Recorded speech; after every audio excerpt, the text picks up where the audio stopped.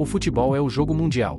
Sua simplicidade e flexibilidade significam que foi o primeiro esporte a se espalhar para todas as nações do planeta. O entretenimento para jogadores e espectadores levou à competição global que começa neste mês, a Copa do Mundo da FIFA. No futebol, o placar começa em 0-0, e muitas vezes os pequenos superam os gigantes. Países que não lideram o mundo em muitas outras áreas podem se destacar aqui. A Copa do Mundo é um dos eventos mais prestigiados para uma nação vencer. No entanto, existem certas coisas que afetam a capacidade de uma equipe vencer. Então, quais são essas coisas e como se vence a Copa do Mundo? Regra número 1. O conhecimento do futebol só nasce da experiência. Os ingleses foram os primeiros líderes mundiais no futebol internacional não porque eram naturalmente os melhores ou de alguma forma únicos, mas porque chegaram primeiro. Os jogadores não precisam aprender futebol do zero, eles constroem em décadas de desenvolvimento de passar a bola e táticas. As habilidades só são dominadas pelos jogadores depois de terem sido inventadas e aperfeiçoadas. Os países com as histórias mais longas naturalmente ganharam mais conhecimento primeiro. Os próximos países que adotaram o jogo se tornaram os próximos líderes. O Rio da Prata foi a primeira área do mundo fora da Europa a adotar o futebol e fazer associações nacionais competirem como seleções. O Uruguai é uma das equipes internacionais mais experientes do planeta, apesar de ser um anão entre as nações que deram origem a Pelé e Maradona. O Uruguai ainda é um tour de força do futebol global. Não adote o jogo tarde ou negligencie a experiência. O pequeno exército de apoio por trás de cada movimento precisa ter sucesso em seu trabalho para que a equipe possa lidar com tudo o que é único sobre esse tipo de futebol. No entanto, a África do Sul negligenciou isso. Foi excluída da FIFA por quase meio século devido ao regime do apartheid. Após a readmissão, o estilo de jogo complicado e insípido forjado em seu campeonato nacional foi dilacerado. Em 1993, eles não conseguiram se classificar para seus primeiros torneios, com perdas de 4-0, 4-1 e 3-0 para Nigérias, Zimbábue e Zâmbia. O resto do continente avançou décadas na ausência deles. A experiência está correlacionada com o sucesso. Por cada vez que a experiência em uma seleção nacional dobra, há 0,84 gols extras por jogo em média. Regra número 1. Seja o primeiro e não faça um apartheid. Regra número 2. A experiência é uma maneira de obter informações. Com invenções de todo o mundo e o capital necessário e investidores nadando pela Alemanha naquele ponto, a impressora de Johannes Gutenberg só poderia ter sido feita e espalhada no lugar certo, na hora certa. A imprensa espalhou notícias de sua própria invenção através de conexões humanas. Eventos como esses, encontros casuais, ataques de inspiração, conexões entre ideias, todos acontecem em ambientes férteis, florestas de conectividade. A invenção concebeu maior conectividade em todos os lugares. Martinho Lutero, por exemplo, divulgou suas próprias mensagens radicais usando a imprensa de Gutenberg. Atores aspirantes vão para Hollywood, onde os filmes já estão. Empresas de tecnologia começam onde as empresas de tecnologia já estão. Os benefícios das redes brilham através de qualquer um dos problemas. As maiores mentes do futebol também se acumulam e se desenvolvem em torno de outras mentes do futebol. Quanto maior a conexão de uma nação, maior o seu desenvolvimento.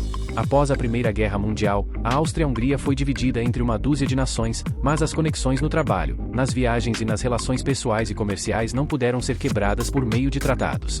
Essas antigas conexões domésticas de futebol tornaram-se agora internacionais. Praga, Viena e Budapeste ainda se beneficiaram de introduções e inovações nos outros países. O que ficou conhecido como a Escola Danubiana de Táticas de Futebol surgiu. Uma série de inovações construídas sobre o jogo inglês e aperfeiçoadas entre os países que competiram pela Copa Internacional da Europa Central. Esta área produziu os melhores treinadores e artilheiros do início do século XX. O homem de papel austríaco Matthias Sindelar teve sua carreira abreviada pela Anschluss. Josef Bican, austro-tcheco, foi um atacante com a maior pontuação na história. E mais tarde, os poderosos Magyares, incluindo o húngaro Ferenc Puskás, foram responsáveis pelo prêmio da FIFA de gol mais bonito. A rede vitoriana inglesa de mentes do futebol passava as tardes de sábado nos pubs enfumaçados de Lancashire. No continente, os cafés vienenses os alcançaram e superaram. Esses países não foram os primeiros em sua adoção do jogo, mas foram meticulosos em sua perfeição de tática, treinamento, psicologia e fitness. A grande cena intelectual do futebol preparou o jogo para o próximo século. No entanto, a Inglaterra se isolou e não percebeu nada até tarde demais. Um membro tardio da FIFA e, em seguida, um membro entra e sai. Eles não se dignaram a entrar nas 3 primeiras Copas do Mundo. Em 1953, veio a primeira bomba lançada sobre Bligta desde a Segunda Guerra, a vitória da Hungria por 6-3 sobre a Inglaterra na casa do futebol. O jogo de volta, uma demolição de 7-1, continua a ser a maior derrota da Inglaterra. Nas primeiras 5 Copas do Mundo em que a Áustria, a Tchecoslováquia e a Hungria entraram, uma delas chegou à final 4 vezes em 5, perdendo apenas para a Itália, Brasil e uma Alemanha Ocidental que provavelmente não estava dopando seus jogadores. Mas, como a Inglaterra, a Europa Central não ficou à frente da curva. Assim como o conhecimento inglês fluiu até o Danúbio uma vez, os europeus centrais levaram seu jogo para climas menos comunistas. Lembre-se, isso não dura para sempre. No entanto, esta não é a única maneira de estar conectado. A televisão e a internet fizeram um grande trabalho ao trazer o jogo para o mundo. Arsène Wenger, evangelista de futebol da década de 1990, cresceu na fronteira franco-alemã e pôde assistir ao futebol alemão numa época em que as transmissões internacionais eram raras. Com uma perspectiva internacional, suas introduções ao futebol inglês revolucionaram a forma física e o estilo de vida dos jogadores nos anos 90, culminando em uma temporada invicta.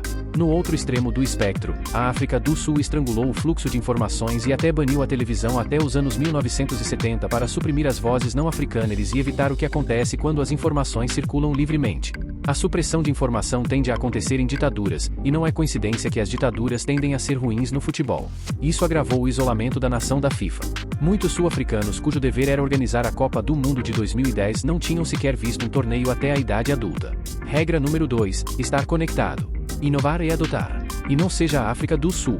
Regra número 3. As melhores nações do futebol em cada região tendem a ser as mais populosas. Como um fator, a população pode ser estupidamente óbvia, mas é uma verdade inescapável. Tudo mais sendo igual, um país com uma população maior tem mais pessoas mais altas, mais fortes, mais rápidas e melhores no futebol de associação do que um com uma população menor. Algumas nações têm milhões, outras apenas alguns milhares. Uma equipe britânica unida aumentaria sua força de trabalho em cerca de 20% em comparação com a Inglaterra sozinha. Os 80 milhões da Alemanha chutam 500 mil de Luxemburgo inquestionavelmente para fora da água. As nações que se materializaram a partir dos anos 90 não melhoraram seu histórico anterior, apesar de haver 7 vezes mais países ex-comunistas da FIFA e da UEFA. A evidência é clara: a população está correlacionada com o sucesso. Por 2 vezes a população significa, em média por jogo, um acréscimo de 0,42 gols. Regra número 3. Seja grande. Regra número 4. A Grã-Bretanha foi o primeiro país na era vitoriana com cortadores de grama, cricket, tênis, polo e golfe. No entanto, o futebol se adequa mais à classe trabalhadora urbana. Um único golfista precisa de 18 buracos para jogar uma rodada, enquanto que 22 futebolistas precisam de um retângulo de grama plana. O cricket leva toda uma longa semana para se jogar. O futebol precisa de apenas 2 horas de uma tarde. Isso torna o futebol possível em lugares onde outros esportes não são viáveis. Quase em todos os lugares. Quase. A Groenlândia não pode cultivar grama. Tuvalu e Kiribati não têm quase onde encaixar um campo de futebol. Um lugar para jogar retardou o desenvolvimento do futebol nas franjas do mundo. Se tu não foste abençoado com essa riqueza natural, tens que buscar outro tipo de riqueza. A Islândia tem a temporada de futebol doméstica mais curta do mundo, porque os campos congelam a partir de outubro e por meses eles vivem na escuridão. Enquanto os brasileiros podem passar os fins de semana de inverno mais quentes do lado de fora, os islandeses não têm esse luxo. O futebol sofreu menos prática, menos jogadores, menos futebol, e já perderam de 14-2 para a Dinamarca. A partir deste século, a Islândia construiu locais esportivos internos e aquecidos, treinando até mesmo treinadores de crianças para o padrão de licenças UEFA e B. Agora o futebol pode ser jogado durante todo o ano por todos. A Noruega domina as Olimpíadas de Inverno não por causa da riqueza de pessoas, mas porque o acesso ao esporte é garantido na Escandinávia como um direito humano virtual. No entanto, isso é caro. Nem todo país pode se dar ao luxo de fazer isso. A Islândia pode. E a evidência foi vista em campo, chegando às quartas de final do Campeonato Europeu, sua primeira Copa do Mundo e sua posição mais alta no ranking internacional em todos os tempos. O futebol ainda é um jogo da classe trabalhadora ou dos pobres, quase em todo o mundo, em quase todos os momentos da história do jogo. No entanto, a Europa ainda domina. Mesmo que o futebol seja atraente tanto para um islandês quanto para uma pessoa do sul global, a diferença real entre os dois é enorme. Os islandeses têm um padrão mais elevado de educação, saúde, serviços sociais e tantas coisas que os do sul global só podem sonhar. Mesmo os pobres da Islândia têm privilégios além de qualquer coisa vista na vasta maioria dos países, como a África do Sul, onde mais de 16% das pessoas vivem com menos de $2 por dia, onde 3,5 milhões de pessoas sobrevivem diariamente sem água limpa, onde quase 20% da nação vive com HIV, e essa taxa é muito maior entre os mais pobres. A altura média de um sul-africano é cerca de 13 centímetros menor que a de um islandês. Muito disso pode ser atribuído a cuidados de saúde e nutrição. Há uma série de problemas sérios que afetam países como esse. Enquanto a África do Sul parece um país com mais de 50 milhões de pessoas, suas equipes esportivas se valem de uma mão de obra saudável que é muito menor. Uma demografia menor, porém mais rica, composta por cerca de 9% do país, tem uma taxa de HIV menor que a do Canadá. Não é surpresa quem são as estrelas esportivas da África do Sul. Existem dezenas de maneiras pelas quais a riqueza define uma nação para o sucesso do futebol. Há mais dúzias de maneiras pelas quais a pobreza pode te derrubar. O dobro do PIB per capita significa, em média por jogo, um acréscimo de 0,4 gols. Regra número 4. Seja rico em natureza e dinheiro. E regra número 4,5. Se tu vai ser pobre, pelo menos seja pobre rico. Regra número 5. Todas essas vantagens sobre as quais falamos são apenas uma média. Se a França jogasse 100 vezes contra a Albânia, seria de esperar que a França vencesse. No entanto, eles não ganham todos os jogos. Quanto mais jogos forem jogados em uma única rodada, maiores as chances de que o melhor time vença. Menos jogos significam que os eventos individuais desempenham um papel maior, com anomalias mais prováveis. É por isso que a NFL usa um sistema de playoff para determinar um campeão, porque o Wimbledon usa um formato de nocaute único e a final da UEFA Champions League é um jogo único em campo neutro. Qualquer um pode ganhar no dia, o que torna o desempate mais excitante. Fases de grupo e as ligas, por comparação, recompensam a melhor equipe geral. Espanha em 2010 perdeu sua partida de abertura para a Suíça. Se isso tivesse sido um nocaute, a conquista da Copa do Mundo pela Espanha nunca teria ocorrido como aconteceu, mas eles compensaram. A Suíça acabou eliminada. Os jogos eliminatórios da Copa do Mundo beneficiam os menos favorecidos. A partir de 2026, este efeito vai ser agravado com menos jogos de grupo e mais nocautes. O formato do torneio fundamentalmente importa e você precisa saber como tornar as coisas mais fáceis para você. A Itália jogou a classificação para esta Copa do Mundo terrivelmente. Ao perder um jogo amistoso de 2015 contra Portugal, o ranking da FIFA caiu no momento exato em que os grupos europeus de qualificação estavam sendo preparados para a Copa do Mundo da FIFA de 2018 na Rússia. Sua posição baixa naquele momento significava jogar no grupo da Espanha por um único lugar automático. Uma perspectiva mais difícil do que o seu grupo de 2014. Eles obviamente terminaram em segundo e tiveram que jogar com a Suécia em um jogo de alto risco do tempo. Você pode dizer que eles deveriam ter vencido o playoff, mas eles não deveriam estar nessa posição de alto risco para começar. Eles poderiam ter tido um caminho muito mais fácil se não tivessem ficado atrás da Eslováquia, Croácia e País de Gales no ranking da FIFA de julho de 2015. A vantagem em casa é responsável por cerca de 2/3 de um gol por jogo em média internacionalmente. No entanto, a Copa do Mundo está em campo neutro para todos os times, exceto os anfitriões, que também se qualificam automaticamente para o torneio e recebem adversários favoráveis na fase inicial de grupos.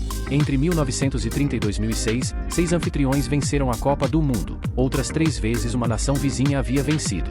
Isso é metade dos torneios com uma vantagem em casa desempenhando um papel enorme. Até 2010, toda nação anfitriã se classificou para as eliminatórias. O primeiro anfitrião a terminar abaixo do segundo no seu grupo foi, sim, você adivinhou, África do Sul.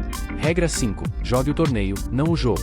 Ao contrário de um técnico de clube, um técnico internacional pode fazer muito pouco para mudar o que Deus lhes deu. Isso é o que faz esse tipo de futebol depender amplamente de outros fatores. Então siga estas regras. Se sua nação é grande, rica, conectada, experiente no futebol e inteligente sobre o jogo fora do campo, isso lhe dará as boas condições para promover seu jogo nacional e vencer a Copa do Mundo. Mas não é garantia. Os jogos ainda precisam ser jogados. Então vamos assistir, vamos? Se inscrevam no canal e deixem seu like. Isso nos ajuda a crescer. E muito obrigado, eu sou Gils Petsnais e esse é o Bom pra Cabeça.